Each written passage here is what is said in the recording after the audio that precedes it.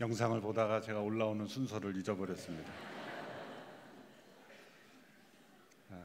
해마다 5월이 되면 우리 어머님, 부모님들을 생각하는, 또 가정을 생각하는 달에 믿지 않는 부모님들을 전도하는 일이 가장 큰 숙제가 된 가정들이 있습니다.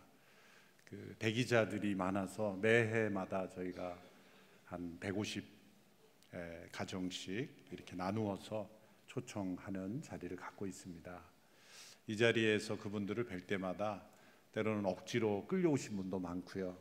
또 때로는 저녁 한 끼 대접한다고 해서 차를 태워갖고는 이 자리에 내려놓고 안 돌려보내지 않는 그런 자녀들도 있고, 로비에서 싸우는 그런 가정들도 있고, 다양한 모습이 있지만 어쨌든 전도는 노력하면 하나님이 함께 하신다는 거죠. 내가 다 설득해서 믿게 하는 것이 아니라 하나님께서 선물로 그 자녀들의 믿음을 보시고 그들에게도 구원을 주시는 그 하나님의 은혜가 늘 함께 있음을 믿고 용기를 가지고 함께 초청해 주시기를 바랍니다. 오늘 신문 일면에 보시면 정말 기쁘고 감사한 소식이 있습니다. 저희 교회가 설립한 더 멋진 세상 NGO가 그동안 더 멋진 이 마을을 곳곳에 만드는 사역을 했는데, 제일 처음으로 시작한 세네갈의 본나바 마을, 그 사막지대입니다. 그 지역에서 딸기가 재배됐어요. 너무 싱싱하고 아름다운 그 딸기가 재배됐는데, 신문 일면에 그 내용을 잘 보시고 그것이 그 지역 사람들의 경제적 자립에도 큰 도움이 되고, 또 더 나아가 하나님 나라의 복음을 증거하는 일에 귀하게 쓰임받게 될 줄로 믿습니다. 아울러 4월 22일에는 또 더 멋진 세상을 우리 함께 후원하는 그런 시간도 갖겠습니다. 또 장애인의 주일을 맞이해서 저희 교회가 그동안 함께 협력해왔던 굿윌 스토어, 이 굿윌 스토어는 장애인들이 일할 수 있는 사업장을 만들어주는 일입니다. 우리 집안에 보면은 쓰지 않고 보관만 해두는 물건들이 참 많죠. 그럼 어느 누구에게는 쓰임을 받을 수 있는 그런 물건들을 교회로 가져오시면 굿윌 스토어에는 그것들을 다 손질해서 저렴한 가격에 다시 판매함으로써 우리 장애인들의 삶을 도와주는 그런 아주 유익하고 꼭 필요한 그런 사역입니다. 그래서 지금까지 저희 교회, 특별히 서빙고 양재 또 각 캠퍼스에서 후원한 품목들이 수십만 점이 넘습니다. 그래서 지금 100여 명의 장애인들이 일터를 가지고 일하고 있습니다. 여러분, 로비에 보시면 이런 유인물, 주거 가운데는 들어있지 않은데 여러분들이 유인물을 꼭 가져가셔서 여기에 보면 기증 가능한 품목들이 있습니다. 의류, 잡화, 또 문화용품, 생활용품, 가전제품, 고장난 것은 안 되고요. 쓸 수 있는 것들, 또 가능하면 세탁도 해주셔서 보내주시면 좋겠고요. 그래서 여러분들이 15일부터 20일 두 주간에 걸쳐서 본당 앞에 굿윌 스토어에 차가 오고요. 혹시 물건이 많은 경우에는, 여러분이 이사를 가거나 물건이 많은 경우에는 연락을 직접 하시면 그 스토어에서 직접 집으로 가서 수거해 가기도 합니다. 여러분들이 이 사역을 준비하셔서 봄맞이 대청소도 하시고 정리도 하셔서 15일, 22일 우리 굿윌 스토어에 기증하는 일에 열심을 다해서 함께 참여해 주시기를 바랍니다. 오늘 설교 후의 비전 헌금은 우리 농어촌 선교를 사역하는 귀한 교회들, 열악하고 힘겨운 우리 교회들을 매년 지원해 주고 있는데, 이 사역을 위해서도 함께 참여하게 됩니다. 함께 합심하여 함께 기도하겠습니다. 이 나라와 민족을 올려드립니다. 열방을 향한 하나님께서 제사장 나라로 사용하시기 위해서 택하여 구별하여 큰 부흥을 주셨는 줄로 믿습니다. 이 소중한 사명을 잃어버리지 않는 민족이 되게 하옵소서. 우리 나라만을 생각하는 나라가 되지 않고 정말 나라다운 나라 되게 하여 주옵시고, 우리의 다음 세대 앞에 부끄럽지 않는 나라 되게 하여 주옵소서. 헛된 이념으로 무너지는 나라가 되지 않게 하여 주시옵시고, 방탕과 또 음란과 거짓으로 무너지는 나라가 되지 않게 하여 주옵소서. 합심하여 함께 기도하며 나아가겠습니다. 하나님 아버지, 이 나라 민족을 올려드립니다. 열방 가운데 하나님께서 택하여 불러주시며 온 세상을 향한 제사장 나라로 택하시고 불러주신 것을 감사합니다. 주님, 이 땅 이 민족 위에 하나님께서 교회를 세우시고 하나님 나라의 놀라운 역사를 이루신 것을 찬양합니다.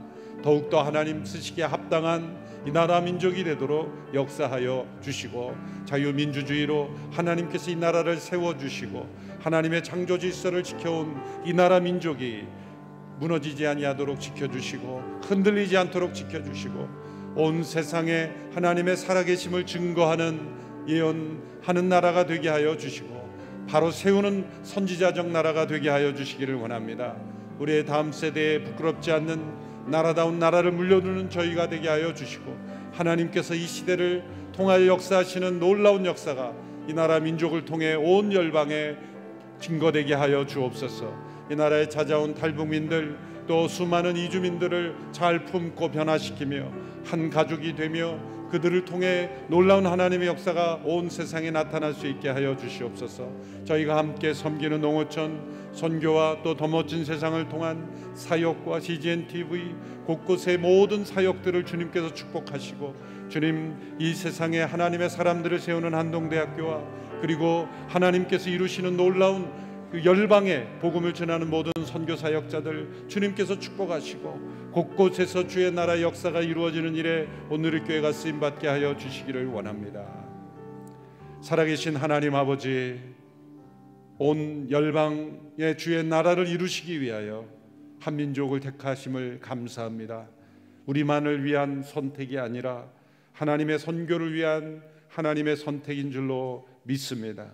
부르심에 합당한 이 나라 민족이 되게 하시고 하나님의 창조 질서가 지켜지며 하나님께서 주신 복을 열방과 나누는 이 나라 민족이 되게 하여 주옵소서.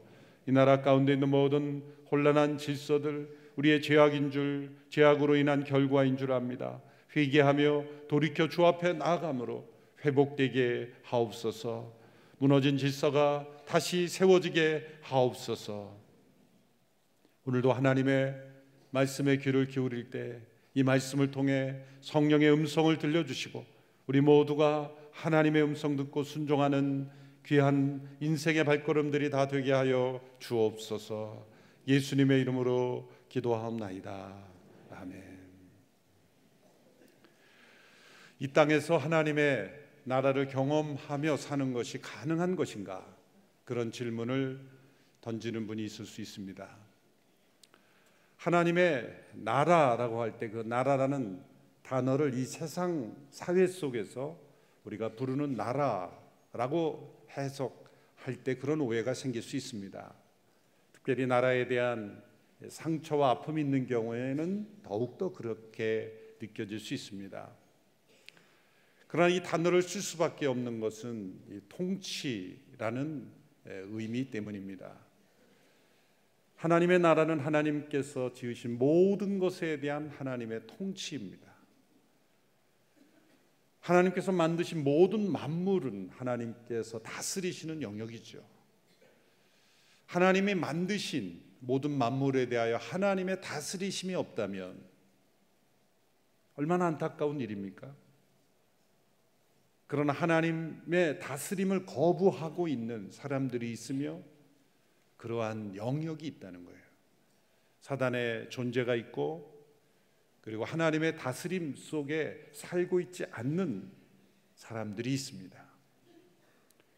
말씀이 육신이 되어 성육신하신 예수님께서는 그 모든 것들을 회복시키시고 하나님의 통치가 이 땅에 임하는 이 세상 만물이 끝난 이후가 아니라 하나님을 반역하고 배역하고 다스림을 거부하는 세상 속에 뚫고 들어오셔서 하나님의 다스리심을 이루시는 일을 십자가를 통해 부활을 통해 이루신 것입니다.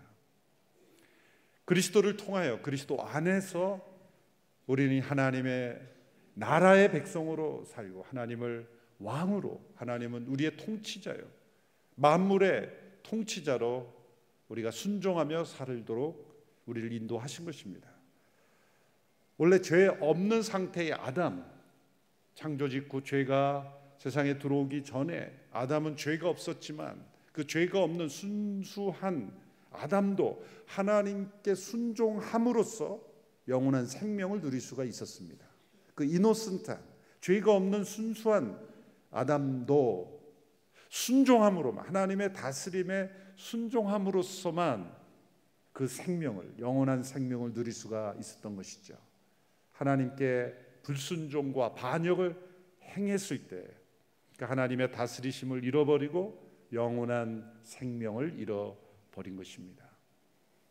그리스도를 통하여 우리에게 주신 이 구원, 그것은 이제 그리스도를 통하여 우리가 하나님의 다스리심을 받는, 원래의 계획대로 회복되는 일, 그리고 하나님께서 계획하신 모든 것들이 회복되는 일의 궁극적인 목적은 바로 하나님의 나라가 온전히 이루어지는 것입니다.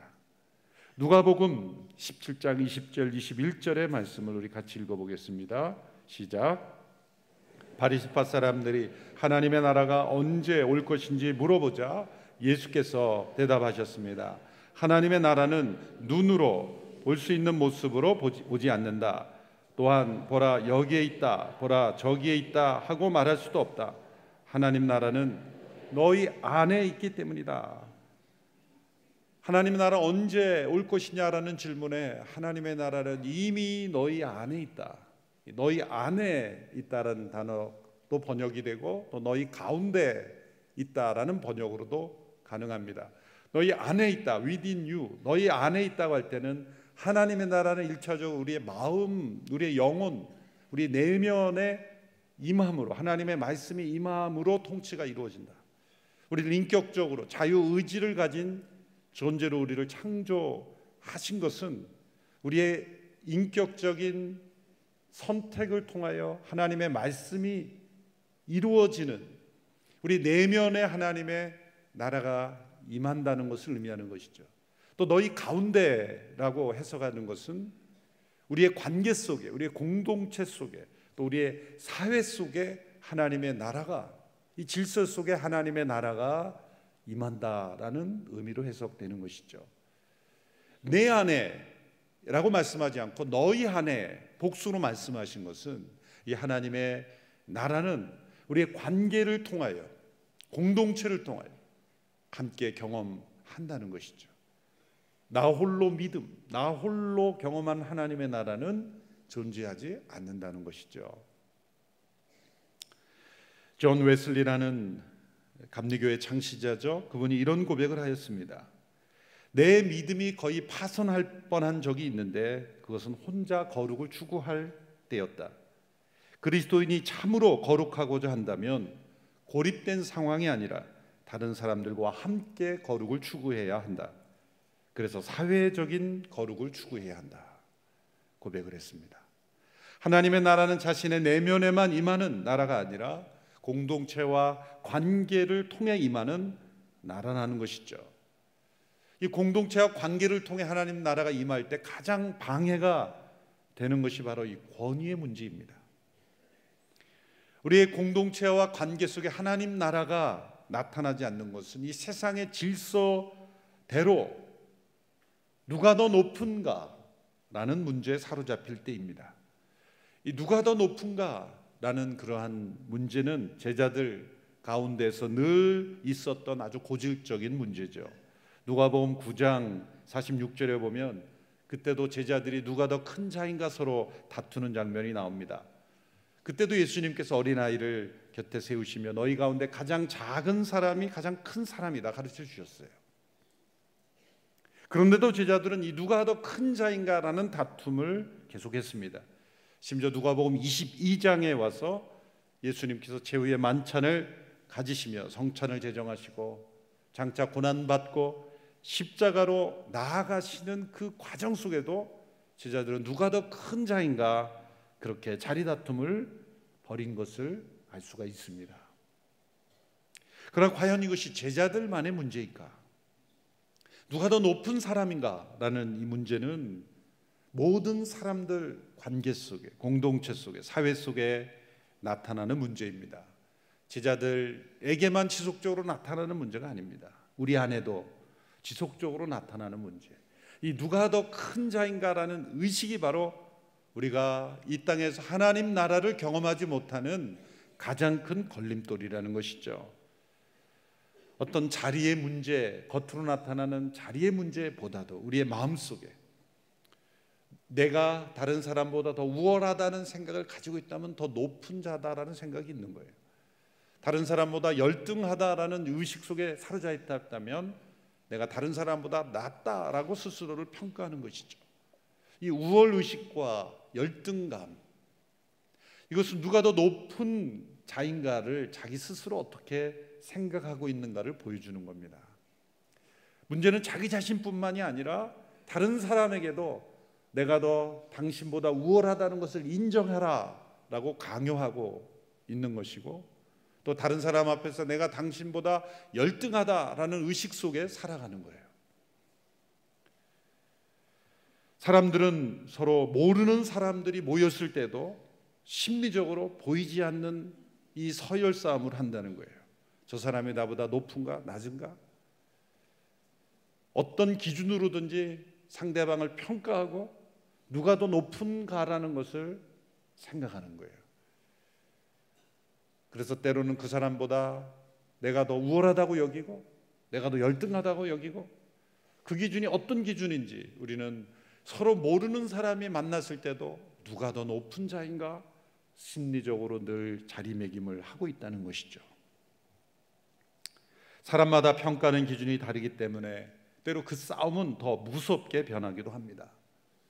제가 군 복무를 위해서 장교훈련을 받을 때 같은 내부만에서 수개월 동안 서로 힘든 시간 또 즐거운 시간 함께 나누던 동기가 어느 날 저녁 건물 옥상으로 올라오라는 거예요. 그래서 이 친구가 왜 그런가 그러고 올라가서 얘기해봤더니 가만히 얘기 들어보니까 자기가 나의 고등학교 1년 선배라는 걸 알았다는 거예요. 그러니까 이제부터는 선배들도 똑바로 하라는 거예요. 그 몇 개월 동안 서로 반말하며 친하게 지내던 그 동기가 갑자기 무섭게 돌변하는 거예요. 1년 차이가 가져온 무서운 서열 싸움이 시작됐어요. 고등학교 1년 선배니까 이제 너는 나보다 낮으니까 내가 너의 대접을 좀 받아야 되겠다. 그 이후에 일어난 일은 비밀입니다. 이런 것도 가능하겠구나. 여러 가지 그 친구는 그게 너무 중요했던 거예요. 고등학교 1년 후배와 같은 동기가 된다는 걸 용납할 수가 없었던 거예요. 어떤 사람에게는 몇 년 차이도 별 그 거리낌이 없을 수도 있지만 그 친구는 그게 아주 심각했던 거예요. 어느 책에 보니까 동물 중에 닭이 서열에 아주 민감한 생물이라 그래요. 그래서 여러 닭들이 이렇게 사이좋게 있는 것 같지만 그 안에는 보이지 않는 서열 싸움이 꼭꼭꼭꼭 그러면서 다 서열이 매겨지고 있다는 거예요. 자라면서 같은 먹이를 먹는데도 다 서열대로. 어느 일본 학자의 글을 보니까 이 우는 것도요 서열대로 운대요. 서열대로 운대. 물론 검증된 이론인지 못한 어쨌든 그 연구 결과가 있습니다. 서로 다른 곳에 있는 닭들을 10마리를 모아놓으면 수분 내 서열이 정해진대요. 그래서 서열 1위인 가장 우월하다고 여겨지는 닭이 서열 2위인 닭을 쪼아도 닭은 대들지 않는데요. 그냥 묵묵히 당한대요. 그 대신 3위인 서열에게 쏘겠죠. 계속 그렇게 닭을 쫀다는 거예요. 사람들도 그렇게 서로 서열 싸움을 하면서 자기보다 낮은 서열에 있다고 생각하는 사람을 이렇게 쫓잖아요. 근데 닭은 가만히 있는 사람은 가만히 안 있어요. 그것이 사회의 문제죠. 누가 더 높은가? 라는 이 제자들의 문제가 바로 제자들만의 문제가 아니라 우리들의 문제입니다. 왜 이런 일이 일어나겠습니까? 모든 사람에게는 이 권위에 대한 굶주림이 있습니다. 두세 사람 모여도 거기에는 자리다툼의 문제가 나타납니다. 보이는 자리만이 아니라 보이지 않는 마음의 자리에 대한 욕망. 그것이 끊임없이 일어납니다. 그것은 원래 이 권위가 하나님께서 만물을 통치하시기 위해서 창조하신 것이기 때문입니다. 하나님께서 우주 만물을 아무렇게나 창조하지 않으셨습니다. 거기에서는 그 만물을 움직이는 보이지 않는 권위도 함께 창조하셨어요. 골로새서 1장 16절 17절의 말씀을 보십시오. 이는 하늘과 땅에 있는 모든 것들, 곧 보이는 것들과 보이지 않는 것들, 보좌들과 주권들과 권력들과 권세들이 하나님의 아들 안에서 창조되었기 때문입니다. 만물이 아들로 인해 창조됐고 아들을 위해 창조됐습니다. 하나님의 아들은 만물보다 먼저 계시고 만물은 그분 안에 함께 서 있습니다. 이 서 있다라는 단어에서 영어의 시스템, 그 제도라는 어원이 같습니다. 만물의 질서를 유지하는 그 질서, 그것은 바로 권위라는 것입니다. 하나님의 창조 질서를 유지하고 지키는 선한 권위. 여기는 부모의 권위가 있고 교사의 권위가 있고 지도자의 권위가 있고 그리고 인간의 권위가 있는 거예요. 인간에게는 다른 생물들에게 식물들에게 주시지 않는 영적 권위, 하나님의 대리자로서의 권위, 그것이 만물이 움직여지는 그러한 권위죠. 그래서 왜 그 산에다 물 떠다 놓고 큰 바위에 절을 하고 돼지 머리를 따고 거기다 절하는 것이 무서운 죄입니까? 하나님께서 인간에게 주신 권위를 스스로 포기하는 것이기 때문에, 하나님께서 만물을 통치하라고 주신 선한 권위를 스스로 버리는 거예요. 얼마나 인간이 어리석습니까? 최고의 두뇌를 가진 사람들이라고 하는 연구소에서 연구 잘 되게 해달라고 그 머리를 가지고 돼지 머리를 세워놓고 절을 한다. 얼마나 이상한 일입니까? 하나님께서 만물을 다스리라고 주신 권위를 스스로 내버리는 거예요. 그리고 엉뚱하게 권위를 찾는 거예요. 이런 일들이 어떻게 일어납니까? 인간이 하나님의 권위를 인정하지 않고 하나님의 권위에 반역했을 때 이 권위가 타락해버린 거예요. 분별력을 잃어버린 거예요. 그 권위가 권력이 되고 타락한 권세가 되어버린 거예요. 에베소서 6장 12절에 그 타락한 권세를 이렇게 말씀하죠. 우리 같이 한번 읽어볼까요? 시작. 우리의 싸움은 혈과 육에 대한 것이 아니라 권력들과 권세들과 이 어둠의 세상 주관자들과 하늘에 있는 악한 영들에 대한 것이기 때문입니다. 이 세상, 우리가 싸우는 이 권력, 권세들, 세상의 주관자들, 악의 영들은 한결같이 공통점이 하나님의 권위에 대항하는 세력들입니다. 또한 하나님께서 만드신 창조 질서를 거스르는 세력들입니다. 하나님께서 인간에게 부여하신 선한 권위가 능력이 될 수 있는 것은 하나님의 권위를 인정할 때, 그 권위는 우리에게 능력이 되고 우리에게 축복이 됩니다. 하나님의 권위를 부정할 때는 그 권위가 권력이 되고 악이 되는 거예요.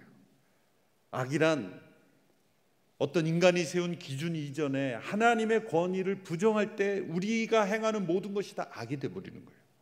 왜? 우리에게 주어진 권위를 남용하고 자기를 위해서 이용하고 다른 사람을 괴롭히는 데 사용하고 그리고 만물의 질서를 혼란하게 만드는 권위가 되기 때문입니다. 예수님께서 광야에서 시험을 받으실 때 마귀가 예수님을 유혹했던 것이 바로 세상에 권세를 주겠다는 거예요. 하나님께서 주신 선한 권위 필요 없다, 세상을 지배하는 타락한 권세만 있어도 나와 타협을 하면 세상을 정복할 수 있다. 세상 권세의 그 타락과 타협을 하라고 한 것이죠. 그 모든 것이 완전히 드러난 사건이 십자가죠. 세상에서 가장 선하고 의로우신 분이 오셨을 때 세상의 악한 권세는 그분을 십자가에 못 박았어요. 그것은 하나님의 권위의 끝까지 도전한 것이죠. 세상을 다시 회복시키러 오신 하나님의 아들을 십자가에 못 박은 것은 하나님의 권위를 끝까지 인정하지 않은 사단의 최후의 발악이었던 것입니다. 그러나 도리어 하나님의 능력은 그 모든 것을 역전시키셔서 십자가를 통해 이 세상의 권세를 완전히 깨뜨리신 것입니다. 골로새서 2장 15절의 말씀 같이 읽어보겠습니다. 시작. 또한 십자가로 권력들과 권세들을 무장해제시키시고 그들을 공개적인 구경거리가 되게 하셨습니다. 십자가는 바로 이 세상에 타락한 권세를 무력화시킨, 무장해제시킨 사건입니다. 그리고 바로 그리스도께서 하나님의 모든 권위의 주인으로 드러나게 하신 사건이에요. 부활을 통해 죽음의 권세를 깨뜨리셨고, 부활을 통해 세상의 모든 권세가 무력화되었다는 것을 보여주는 거예요. 우리는 그것을 체험하고 믿고 주장하며 살아가는 거예요. 십자가에서 죽으시고 부활하신 예수께서 하늘과 땅의 모든 권세를 하나님께로부터 위임받아서 이 땅에 하나님의 권위가 나타나는 그러한 일들을 나타내고 계신 거예요.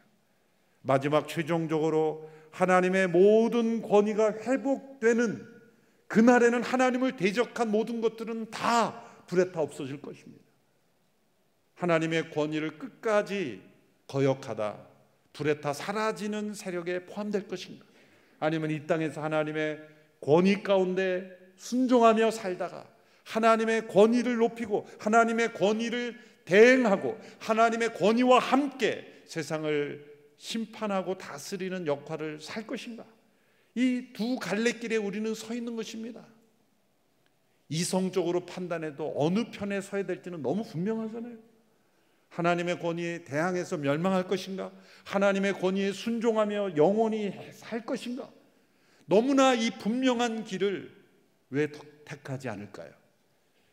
그 영혼 속에 하나님을 대적하는 세상의 악의 영의 영향 속에 있기 때문이에요. 여러분 왜 기도하지 않습니까? 하나님의 권위에 대한 반항이에요. 그냥 육신이 약해서 기도 못하는 게 아니에요. 속이 악해서 기도하지 않는 거예요. 우리 마음속에 기도를 거부하고 하나님의 권위를 인정하지 않는 모든 것들은 다 무너져야 합니다. 그것이 성령 충만입니다. 예수님께서 자신의 권위에 대하여 이 세 가지 태도를 늘 강조하시죠. 첫 번째, 예수님은 자신의 권위가 아니라 하나님의 권위라는 것을 늘 강조하셨어요. 나는 내 뜻대로 행하지 않는다. 다시 오실 때도 아버지의 뜻에 따라 다시 온다. 모든 것은 아버지의 뜻과 권위에 순종한다는 걸 말씀하셨어요. 그래서 두 번째로 자기의 영광이 돌려지지 않도록 주의하셨어요. 세상의 권세는 언제나 사람들로 하여금 스스로 높아지는 것에 목적을 둡니다. 그러나 진정한 권위는 하나님께만 영광이 되도록 하는 것이죠. 어떤 지도자가 진정한 권위자인가 아니면 권력자인가는 무엇을 통해 합니까? 자기 스스로 영광을 받는 자는 세상의 권세와 타협한 자예요. 하나님께만 영광이 돌려지는 사람은 바로 하나님의 권위를 위임받아 사용하는 지도자인 거예요. 어떤 지도자이건 설교자이건 영향을 받되 여러분 그 사람에게 주목하지 마시고 진정한 권위이신 하나님께 주목해야 되는 거예요. 우리는 중매자일 뿐이에요. 진정한 신랑이신 예수님께 중매해 주는 역할이다 그랬어요. 중매해 주는 자가 신랑인 것처럼 하면 되겠어요? 신랑이 돋보여야지 신랑 친구 들러리가 돋보이면 되겠습니까? 어떠한 사역자건 어떤 지도자이건 하나님께 영광이 되는 그러한 관점을 가져야 된다는 거죠. 지도자 스스로도 그래야 되고 따르는 모든 사람들도 하나님의 권위, 하나님께 영광을 올려드려야 되는 거예요. 예수님은 그 권위를 다른 사람들을 섬기는 데 사용하신 거예요. 참된 권위는 다른 사람을 힘있게 해주고 살아나게 하고 그 사람들을 하나님께로 인도하는 데 사용합니다. 세상의 권세와 권력은 다른 사람들을 희생해서라도 자기의 권세를 더 많이 추구하는 것입니다. 예수님의 권위는 역사상 어느 누구보다도 더 강하게 나타났습니다. 왜 그럴까요? 스스로를 세우지 않고 하나님의 권위만을 나타냈기 때문이에요. 하나님의 권위는 지극히 높으신 분의 권위입니다. 하나님을 대적하는 자는 반드시 망합니다. 그러나 하나님의 권위를 순종하고 대행하고 그분께 영광을 올린 자들은 그 누구도 무너뜨릴 수 없습니다. 그런데 그분의 권위는 섬김을 통해 나타났다는 거예요. 오늘 본문 26절 27절의 말씀을 보십시오. 같이 읽겠습니다. 시작. 그러나 너희가 그래서는 안 된다. 오히려 너희 중 가장 큰 사람은 가장 어린 사람과 같이 되어야 하고 다스리는 사람은 섬기는 사람과 같이 되어야 한다. 누가 더 높은 사람이냐? 밥상 앞에 앉아있는 사람이다. 그를 시중 들은 사람이냐? 밥상 앞에 앉아있는 사람이 더 높지 않느냐? 그러나 나는 섬기는 사람으로 너희 가운데 있다. 그러나 나는 섬기는 사람으로 너희 가운데 있다. 얼마나 충격적인 말씀입니까? 예수님께서 우리에게 보여주신 하나님의 나라는, 하나님의 권위가 이 땅에 어떻게 나타났습니까? 군림과 지배와 권력의, 세상의 그런 권력의 형태가 아니라 섬김으로, 그리고 십자가에서 죽으심으로 하나님의 권위가 나타났다는 거예요. 세상은 누군가를 섬기고 누군가를 돕는 것을 약함의 증거라고 보입니다. 자기를 높이고 자기를 섬기게 하고 자기를 높이는 일을 할 때 사람은 내가 높다고 생각하고 그것이 권위라고 생각해요. 그러나 예수님은 지극히 높으신 하나님의 권위를 가지고 이 땅에서 섬기셨고 십자가의 죽으심, 낮아지심으로 하나님의 권위를 나타냈습니다. 우리 하나님은 지극히 높으신 권위를 가지신 분이에요. 그런데 그분이 육신이 되어 이 땅에 오셔서 우리를 섬기시고 우리를 대신하여 희생하여 십자가에 죽기까지 우리를 섬기시는 하나님, 세상에 군림하시고 하늘에서 우리를 무섭게 징벌하시며 통치하시는 하는 그런 하나님만이 아니라 우리를 징벌하시고 우리를 영원한 벌에 처하게 하시기 이전에 먼저 우리에게 회개의 기회를 주시고 낮아지시고 죽음으로써 우리를 섬기시는 그 하나님, 그러므로 그 하나님의 권위는 진정한 권위라는 거예요. 하나님의 권위가 진정한 권위인 것은 낮아짐과 섬김을 통해 우리를 구원하시고 우리를 인도하시는 그 섬김의 권위이기 때문입니다. 따라서 예수님께서 오늘 말씀에 너희가 그래서는 안 된다. 그건 뭡니까? 세상의 권세, 권력처럼 그렇게 스스로를 높이면 안 된다. 지극히 높으신 분의 권위를 가지고 섬기신 예수님처럼 내가 너희 가운데 섬기는 자가 되었다라고 말씀하시는 것처럼 우리가 어떤 위치에 있든지 모든 권위는 바로 섬김을 위해서 있는 권위다. 그때 바로 하나님의 나라가 너희 가운데 나타나게 될 것이다. 제자들 가운데 섬기자로 계신 예수님께서 보여주신 그 권위는 어떤 모습이었습니까? 세상의 권세는 첫째로 이 타이틀, 지위를 중요하게 생각하죠. 그런데 예수님의 권위는 이 타올, 수건을 가지고 섬기셨어요. 제가 이 타이틀과 타올이라는 T로 시작되는 단어를 대조하고 있는 것이죠. 예수님께 식사하던 중 제자들의 발을 타올을 두르고 수건을 두르고 물을 가져와 제자들의 발을 씻겨주시고, 세상은 타이틀이 중요해요. 지위가 중요해요. 위치가 중요해요. 그런데 예수님은 타이틀이 아니라 수건을 가지고 섬기시는 하나님의 권위였다. 세상의 권세자들은 둘째로 이 파워, 권력을 행세하고 권력을 휘두릅니다. 그러나 예수님은 파워가 아니라 패션, 고난받으심으로 섬기셨어요. 오늘 보면 25절과 28절을 보십시오. 예수께서 그들에게 말씀하셨습니다. 이방 사람의 왕들은 자기 백성들을 다스리며 권세 부리는 자들은 자칭 백성들의 은인이라고 한다. 28절에 보면 너희는 내가 시련을 겪는 동안 나와 함께한 사람들이다. 세상의 권력자들은 스스로 자청해서 고난을 자청하는 사람은 없습니다. 그러나 예수님은 그 지극히 높으신 하나님의 권위로 십자가에서 죽기까지 순종함으로 우리를 대신하시는 고난을 당하셨어요. 또 셋째로 세상의 권세자들은 스스로를 자칭 백성들의 은인이라고 한다, 이 말씀이죠. 25절에 보십시오.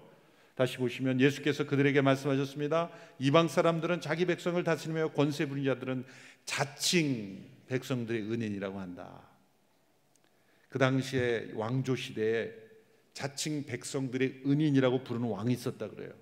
그래서 백성들로 하여금 내가 너희들의 은인이라고 그렇게 나를 부르라 강요하는 거죠. 저 북쪽에도 그런 비슷한 사람들이 있었죠. 백성들을 의식화해서 무엇인가를 해주면서 나를 백성들의 은인으로 스스로 자칭하고 다른 사람들도 그렇게 부르라고 강요하는 거예요. 그게 세상 권력의 추악한 모습이에요. 정신적인 착취죠. 진정한 사랑과 돌봄과 섬김을 통해 모든 사람들이 은인으로 여기는 것이 아니라 자칭 백성들의 은인으로 만드는 거예요. 예수님은 사람들에게 나를 은인이라고 생각하라고 한 번도 말씀하지 않으셨어요. 그러나 예수님의 섬김과 십자가의 대속의 죽음을 통해 모든 사람들이 예수님을 은인으로 생각하잖아요. 자칭이 아니에요. 모든 사람들이 예수님을 은인으로 여기는 거예요. 26절의 결론의 말씀입니다. 같이 읽어보겠습니다. 시작. 그러나 너희가 그래서는 안 된다. 오히려 너희 중 가장 큰 사람은 가장 어린 사람과 같이 되어야 하고 다스리는 사람은 섬기는 사람과 같이 되어야 한다. 가장 큰 사람은 누구인가? 어떤 지위나 파워를 가지고 권력을 행사하고 그런 사람이 큰 자가 아니라 가장 어린 사람과 같이 되어야 한다. 여러분, 예수님께서 어린아이를 하나님 나라의 교훈을 주실 때 많이 사용하셨는데 어린아이와 같이 된다는 게 어린아이의 모든 면을 말씀하시는 것이 아니죠. 분명 어떤 면일까요? 어린아이가 어떤 면에서 가장 큰 사람이 될 수 있을까요? 하나님의 나라가 어린아이와 같다라고 할 때 이 권위에 대한 어린아이의 태도를 말씀하시는 거예요. 여러분, 이 가운데 가장 어린아이가 있다면 그 어린아이는 우리를 조종할 줄 몰라요. 권력을 만들어서 행사할 줄 몰라요. 세상의 권세에 대해서 무지하다는 거예요. 다른 사람을 차별하는 편견이 아직 없습니다. 다른 사람을 움직여서 자기 뜻대로 움직일 수 있는 능력이 없습니다. 자신을 은인으로 만드는 그런 기술이 없습니다. 어린아이, 세상의 권력, 권세에 낯설다는 거예요. 아직도 그게 모른다는 거예요. 그런 어른이 되면 어떻게 법을 만들어서 내가 원하는 대로 세상을 조종하고 다른 사람들이 지배할 줄 아는 거예요. 그게 세상의 권세를 배운 거예요. 어린이처럼 그렇게 세상의 권세에 대해서 무지한 자로 세상에서 승리하는 것이 가능할까? 사람들은 그런 일을 잘 보지 못했기 때문에 불가능하다고 여깁니다. 그러나 하나님이 살아계시기에 세상에서는 어린아이와 같이 사람들이 무시하는 것 같지만 살아계신 하나님께서 모든 권위를 가진 분께서 그 영혼을 보호하시고 사용하시고 귀하게 사용하실 줄로 믿습니다. 세상의 권세와 권력에 대해서는 어린아이가 되라. 그것이 하나님 나라가 이 땅에 임하는 통로고 지극히 큰 자가 되는 것이다. 큰 자가 되기 위하여 섬기라는 게 아니라 누군가를 섬기고 있다면, 어린아이처럼 세상을 살아가고 있다면 이미 하나님 나라의 큰 자가 되어 있다는 것이죠. 29절 30절의 말씀을 보십시오. 그러니 내 아버지께서 내게 나라를 맡겨주신 것처럼 나도 너희에게 나라를 맡긴다. 너희는 내 나라 안에 들어와 내 밥상에 앉아 먹고 마시며 보좌에 앉아 이스라엘 12지파를 심판하게 될 것이다. 이 그리스도 안에 있는 하나님 나라의 백성들은 주님 나라 안에서 보좌에 앉아 함께 다스리는 일을 하게 될 것입니다. 이 땅 가운데 주님께서 우리에게 맡기신 권위를 올바르게 사용함으로, 섬김을 통해 사용함으로 하나님 나라 우리 가운데 임하는 역사가 일어나게 되기를 원합니다. 어린 아이처럼 그렇게 하나님의 나라의 권위를 회복하는 그런 우리 모두가 되기를 주님의 이름으로 축원합니다. 기도하겠습니다.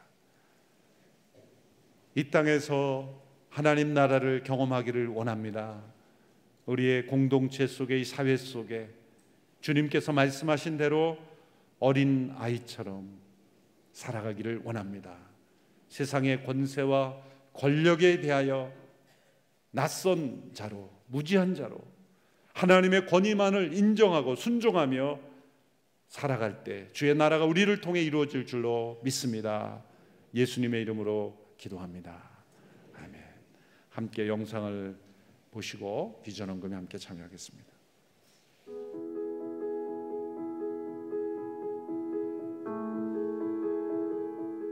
자기들이 생기는 저장들이 못 돈다 해가지고 네미콘에 들어가지고 교회를 하려니 못하게 막기도 하고 뺨도 맞기도 하고 똥물을 갖고 와서 막 사람들한테 끼얹기도 하고. 이분들이 웬 교회냐, 이분들에 있어서 정서에 있어서는 도저히 용납하지 않았죠.